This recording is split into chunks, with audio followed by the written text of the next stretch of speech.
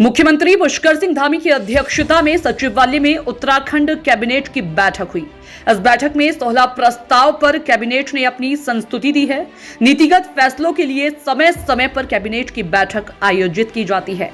इस बैठक में कैबिनेट मंत्री प्रेमचंद्र अग्रवाल, सतपाल महाराज, धन सिंह रावत, सुबोध उनियाल, सौरभ बहुगुणा शामिल हुए।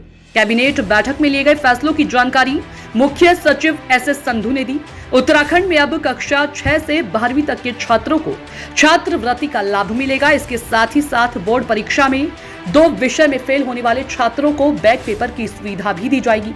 स्कूलों में प्रबंध समिति के चुनाव 3 साल में किए जाएंगे। महिला कर्मचारियों के साथ साथ पुरुष कर्मचारियों को भी चाइल्ड केयर लीव देने पर कैबिनेट ने अपनी मुहर लगा दी है। इसके अलावा शिक्षा विभाग में बीआरसी और सीआरसी के पदों को भरने को मंजूरी भी दी गई है। पैराग्लाइडिंग के तहत हादसा न हो, इसके लिए नियमावली बनाई गई है। उत्तराखंड में अग्नि की बढ़ती घटनाओं को देखते हुए फायर ब्रिगेड को 7 श्रेणियों में बांटा गया है। इको टूरिज्म की पॉलिसी पर भी कैबिनेट ने अपनी मुहर लगाई है। लावारिस गोवंशों के लिए गौशालाओं में ले जाने पर पशु आहार का खर्चा बढ़ाया गया है।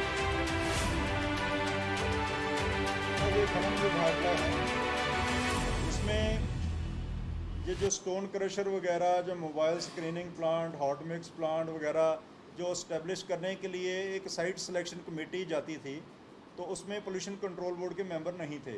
तो जो हाई कोर्ट से डायरेक्शन मिली थी कि पोल्यूशन कंट्रोल बोर्ड का भी एक सदस्य रखा जाए, तो उसको कमेटी को जो संशोधन किया है कि आगे से पोल्यूशन कंट्रोल बोर्ड का भी एक मेंबर रहेगा इस समिति में। अगला मद काफ़ी इम्पोर्टेंट है। ये निराश्रित गौवंश जो आपको मिल रहे हैं कि कई बार सड़कों पर गायें मिलती हैं, इन सभी के लिए व्यवस्था करनी है। तो अभी तक जो गौशाला चल रही हैं उनको 30 रुपये, अगर नगर निगम या कोई नगर पालिका वहाँ इनको ले जा के जमा कराते हैं तो 30 रुपये प्रतिदिन उसके खर्चे के लिए देते थे। इसको बढ़ाकर 80 रुपये कर दिया गया है, क्योंकि एक अनुमान लगाया गया कि 80 रुपये ज़रूरी हैं। और नई गौशाला भी बनाई जाएंगी ताकि पूरे प्रदेश में जितने भी निराश्रित गौवंश हैं उन सभी का समाधान किया जा सके। उसके लिए जिलाधिकारी अपनी ज़मीन को दे सकेंगे मैनेजमेंट के लिए गौशाला वालों को। और अगर कहीं इंफ्रास्ट्रक्चर गौ शेड वगैरह बनाने में इंफ्रास्ट्रक्चर पे खर्चा होना है, उसमें जो अगर कुछ एनजीओ अपने लेवल पे करेगी, अगर कोई गैप है तो जिलाधिकारी वो पैसा भी दे सकेंगे ताकि अच्छी गौशाला बने और उसमें जितने भी उत्तराखंड में निराश्रित गौवंश हैं उन सभी को वहाँ रखा जाए। और उसके बाद फिर 80 रुपये प्रति गौवंश उनको प्रति गाय प्रतिदिन दिया जाएगा, ताकि उत्तराखंड में सारी सड़कों पे और जितने भी चाहे शहर हों चाहे देहात हो, सभी जो निराश्रित गाय हैं उनको इनमें रखा जा सके।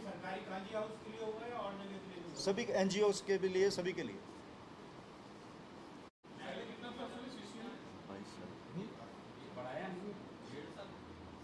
नहीं, 2 साल है। पहले भी 2 साल था जी।